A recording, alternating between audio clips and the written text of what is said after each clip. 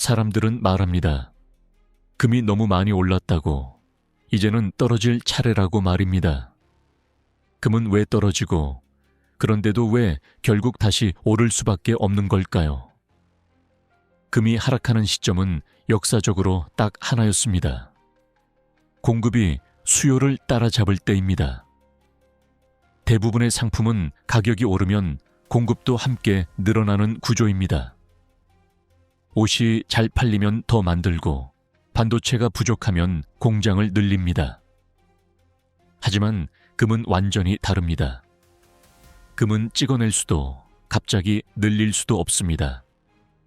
광산을 발견하고 실제로 금을 캐내기까지 최소 10년 이상의 시간이 필요합니다. 그래서 금의 하락은 항상 늦게, 아주 천천히 나타나는 특징을 가집니다. 그렇다면 지금 상황은 어떨까요? 금 가격은 빠르게 오르고 있는데 금의 공급은 오히려 줄어들고 있는 상태입니다. 이 구조에서는 과거처럼 큰 폭의 폭락이 나오기 어렵습니다. 이 변화는 2008년 미국 금융위기에서 시작됐습니다. 위기를 막기 위해 미국은 달러를 상상 이상으로 대량 발행하기 시작했습니다. 그 순간 중앙은행들은 본능적으로 깨닫게 됩니다. 이건 너무 많이 찍고 있다. 달러만 믿기에는 위험해지고 있다는 사실을 말입니다.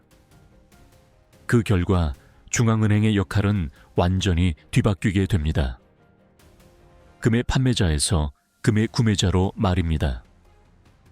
이 흐름은 2020년 코로나 이후 더욱 가팔라졌습니다.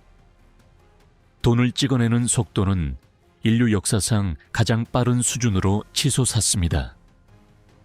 그리고 결정적인 사건이 2022년에 발생합니다. 러시아와 우크라이나 전쟁 이후 세계 질서는 완전히 달라졌습니다.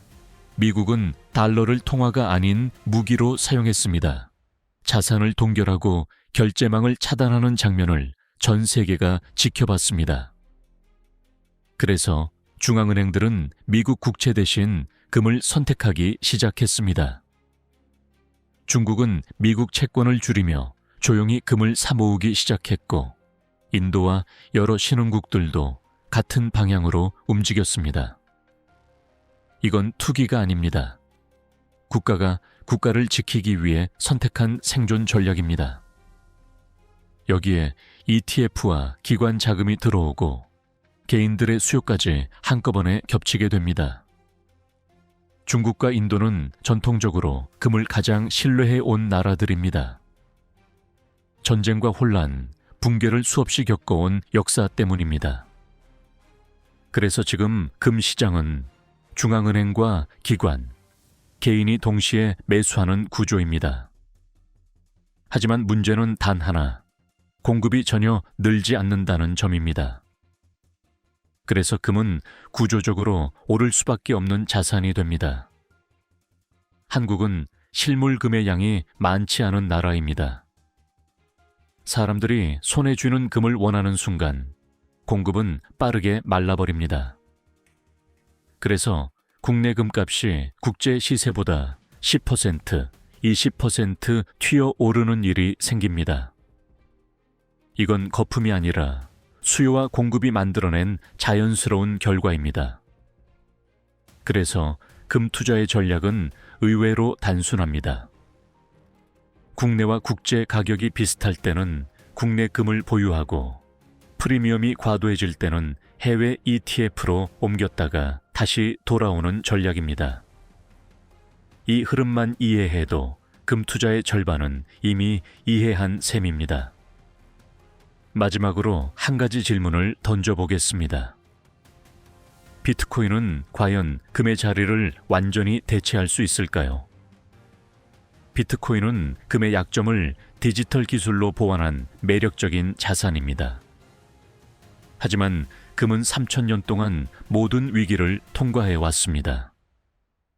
전쟁과 붕괴, 극단적인 인플레이션 속에서도 끝까지 살아남았습니다. 그래서 결론은 분명합니다. 금은 빠르게 부자가 되게 하지는 않습니다. 하지만 돈이 무너질 때 가치를 지켜주는 자산입니다. 불안할수록 사람들은 가장 오래 살아남은 자산을 다시 선택하게 됩니다. 당신의 현명한 선택은 무엇인가요? 감사합니다.